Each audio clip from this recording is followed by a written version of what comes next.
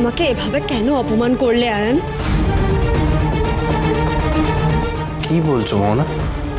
আমি আবার তোমাকে ইনসাল্ট করতে যাব কেন? আজকে শুভলক্ষ্মী এসেছিল, এসে বলে গেছে যাতে আমি আর কোনো রকম কোনো যোগাযোগ না রাখি তোমার সাথে। তোমার যদি আমাকে এই কথাটা বলারই ছিল তাহলে নিজে বললে না কেন? বউকে দিয়ে কেন বলালে? হ্যাঁ, এটুকু সৎসাহস নেই? শুভ তোমাকে এটা বলেছে? বাবা, এমন করছো যেন কিছুই জানো না। শুভ বারবার কেন এমন করছে?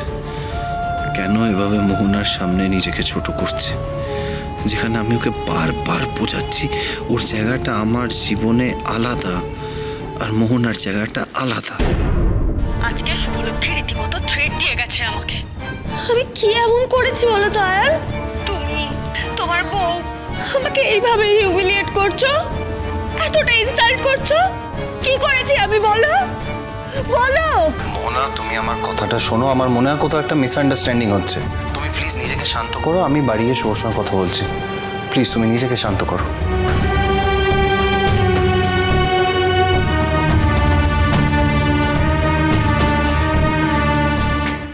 বাড়ি গিয়ে শুভর সঙ্গে একবার কথা বলতেই হবে।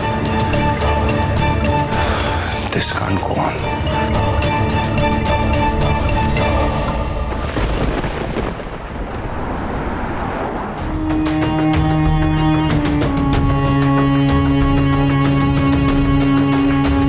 শুভলক্ষ্মীকে থ্যাংক ইউ বলার জন্য ফোন করেছিলাম। থ্যাঙ্কস কিসের জন্য? আসলে উনি আমায় জন্মদিনে গিফট পাঠিয়েছেন, সেই কারণে। এর মধ্যে শুভ এরকম ইরেসপন্সিবলের মতো কাজ কেন করছে? এতদিন পর ছেলেটা স্মৃতি ফিরে পেয়েছে, সবে আমাদের সংসারে একটু আনন্দ দেখা গেছে।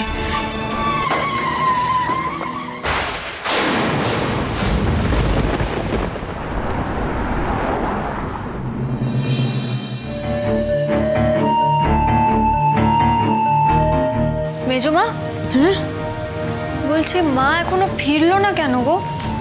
মানে ওই বেঙ্গলি কমিউনিটির মিটিংটা এতক্ষণে শেষ হয়ে যাওয়ার কথা, গাড়িটাও নিয়ে যায়নি, এত দেরি হচ্ছে। আমি তো ঠিক বলতে পারবো না রে। দেখি ফোন করে। ওমা, সাবধানে এসো। কার কি হলো? দেখি দেখি মা? দেখি, সাবধান।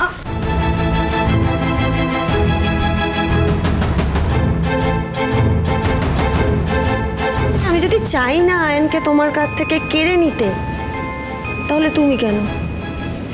আয়ন নিজেও আটকাতে পারবে না। কি হলো মোহনা? আস্তে আস্তে এসো এসো, একটু বসো। এসো এসো, আস্তে আস্তে। কি করে হলো এসব? আরে বাবা, বসো বসো বসো, এখানে বসো। রঞ্জিনী, আজকে যে মোহন আমাকে কি বাঁচিয়েছে তোকে বলে বোঝাতে পারবো না। ও না থাকলে আজকে যে কত বড় অ্যাক্সিডেন্ট হতো আমার। বাবা, কি বলছো? খুব ব্যথা পেয়েছো না? হ্যাঁ, খুব লেগেছে। কি হয়েছে? আরে দেখো না কি ব্যথা পেয়ে গেছে। বলছি একটু ওই আইস প্যাক আর ওই স্প্রেটা। হ্যাঁ হ্যাঁ হ্যাঁ, নিয়ে এসো তো। একটু পাটা তুলবে? এই দাঁড়া, আমি তোমার জন্য একটু জল আনি। হ্যাঁ হ্যাঁ, নিয়ে আছি। খুব লাগছে। এত ব্যস্ত হবেন না। আমি বলছি কি, এত ব্যস্ত হওয়ার কিছু হয়নি। আমি ঠিক আছে, তেমন কিছু হয়নি। কিন্তু আরে ঠিক আছে, একটু জলটা খাও। মিস্টার সেন আর আন্টিকে আমাদের মনে হয় খবর দেওয়া উচিত। অ্যাকচুয়ালি বাড়িতে তো মা আর দাদা কেউ নেই, ওরা একটা কাজে বেরিয়েছে। আমি বাড়িতে একাই ছিলাম। এখন যদি ওদের ফোন করা হয় ওরা খুব টেনশন করবে, এই আর কি। দেখো তো বড় বৌমা, তোমাকে বাঁচাতে গিয়ে মেয়েটার কি অবস্থা হয়েছে। দেখি জলটা খাও। তুই পাটা তোলো এখানে। আরে কি যে ওকে স্প্রেটা আনতে বললাম, কোথায় যে গেল? তেমন কিচ্ছু হয়নি। আমি আমি ঠিক আছে, আমি ম্যানেজ করে নেবো। আরে আস্তে। হ্যাঁ দেখে বসো বসো বসো বসো বসো তো।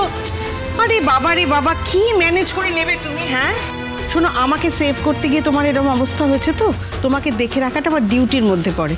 চুপ করে বসো। এদিকে তোমার বাড়িতে কেউ নেই বলছো, কি করে একা একা ছেড়ে দেবো তোমাকে? না না, একদমই একা ছাড়া যাবে না। দেখলে শুভ, তুমি আমাকে চ্যালেঞ্জ করলে আর তার ঠিক পরের মুহূর্তেই এমন সিচুয়েশন হলো যে আমি তোমার ঘরে ঢুকে এলাম, তুমি কিছু করতেও পারলে না। ঠাকুর আমার সাথে আছে শুভ, কারণ আদির প্রতি আমার ভালোবাসার জোর সাংঘাতিক।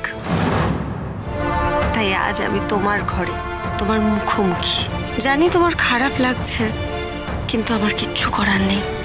আয়ানের কাছাকাছি থাকার এই সুযোগটা আমি হাতছাড়া করতে পারবো না, কিছুতেই না। আচ্ছা ওকে না কেন বৌদি, আমি একটু দেখি ডাক্তারকে পাওয়া যায় কিনা। হ্যাঁ হ্যাঁ একটু দেখো, তুমি পাটা তোলো, পাটা তোলো। এটা দি আইস প্যাকটা দি, আস্তে আস্তে দাও পাটা, আস্তে। আরে আরে আস্তে আস্তে আস্তে। কি অবস্থা, চিন্তায় পড়ে গেলাম। কেন ওকে এখানে নিয়ে এলে? কি বলছিস কি তুই? শুনলি না নিজের কানে সবটা? এই অবস্থায় ওকে কি রাস্তায় ফেলে চলে আসবো? বড্ড বেশি বাড়াবাড়ি করছিস তুই। শুভ, আমার ভালো লাগছে না। দিয়ার মোহনার এই ঘনিষ্ঠতা আমার ভালো লাগছে না। আদির খুব ভালো লাগবে তো। আদি যদি জানতে পারে যে আকাশের জন্মদিনে তুই ওকে গিফট পাঠিয়েছিস, জানে আদি? গিফট? আমি কোথায় গিফট পাঠালাম? আমি তো রেস্তোরাঁতে গিয়ে জানতে পারলাম যে মিস্টার সেন। একদম চুপ। এবার স্প্রেটা আমি লাগিয়ে দিই। একটু স্প্রেটা লাগিয়ে দে, দেখি। দেখো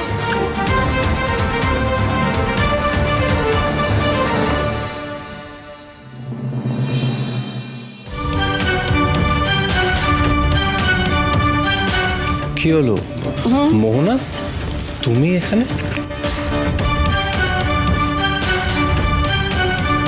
আরে কি টাইটাই ডিডিস অবস্থা দেখ না। বর্দি ভাই তো বিশাল অ্যাক্সিডেন্ট হতে যাচ্ছিল, মোহনা এসে ওকে বাঁচিয়েছে। আর দেখ কি অবস্থা, মোহনা কত ইনজিওর্ড হয়ে গেছে। আর বলিস না, আমি তোকে বলছি আজকে মোহনা না থাকলে আদি আমি কোথায় থাকতাম আমি জানি না। এত বড় একটা অ্যাক্সিডেন্ট হতে যাচ্ছিল, যেভাবে বাঁচালো আমাকে বাঁচাতে গিয়েই তোর এইভাবে ইনজিওর্ড হলো।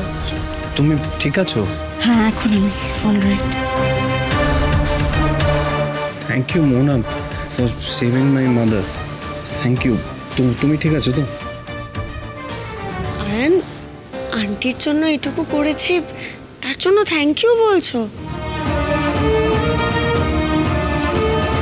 আচ্ছা ঠিক আছে, আমি এখন বাড়ি যাচ্ছি। হ্যাঁ আপনারা প্লিজ আমাকে আটকাবেন না, প্লিজ। কি বলছো? আমি ম্যানেজ করে নেব। আমি ঠিক আছে, ঠিক আছে।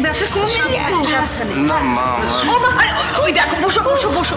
দেখেছো মা, দেখছেন তো, বলছি যে ম্যানেজ করে নেবো। কি করে ও একা সব ম্যানেজ করবে? বসো এখানে চুপ করে। না মা, আমার মনে হয় ও যদি বাড়ি যেতে চাইছে তাহলে ওর বাড়ি যাওয়ার যেতে দেওয়া উচিত। মানে যে যেখানে কমফোর্টেবল সেটাই বেটার।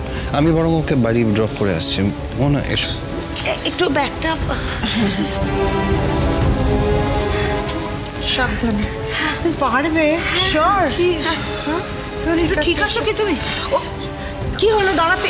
আরে ও তো দাঁড়াতেই পারছে না, কি করে পারে? বসো এখানে, বসো বসো। কি যে করছো না? আরে কি হ্যান্ডেল করে নেবে তুমি একা, বলো তো? তোমার মা দাদা বাড়িতে থাকলেও না একটা কথা ছিল। ঠিকই তো বলছি বর্দি ভাই, আমার কি মনে হয় জানো, ও ঠিক না হওয়া অবধি ও এ বাড়িতেই থাক। হ্যাঁ রে, সেটাই ঠিক হবে। এই শিরিন, শিরিন। হ্যাঁ কি শিরিন বলছি, একটু গেস্ট রুমটা রেডি কর না। আচ্ছা ঠিক আছে।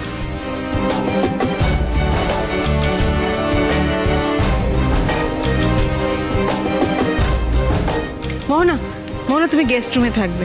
চলো তো দেখি, চলো। আচ্ছা ঠিক আছে আন্টি, আপনারা যখন এতটাই ইনসিস্ট করছেন আমি থেকে যাচ্ছি, কিন্তু আমি এই বাড়িতে থাকলে আর কারোর অসুবিধা হবে না তো? কার কি অসুবিধা হবে?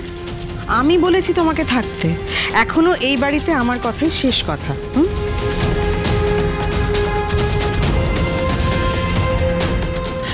আচ্ছা এবার ওকে একটু গেস্ট রুমে নিয়ে। হ্যাঁ হ্যাঁ চলো, আস্তে আস্তে ওঠো ওঠো। ট্রাই কষ্ট করে, একটু কষ্ট করে ওঠো। চলো গিয়ে রেস্ট করো। চলো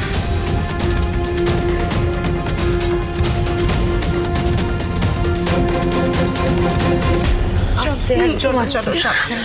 ও মা! আরে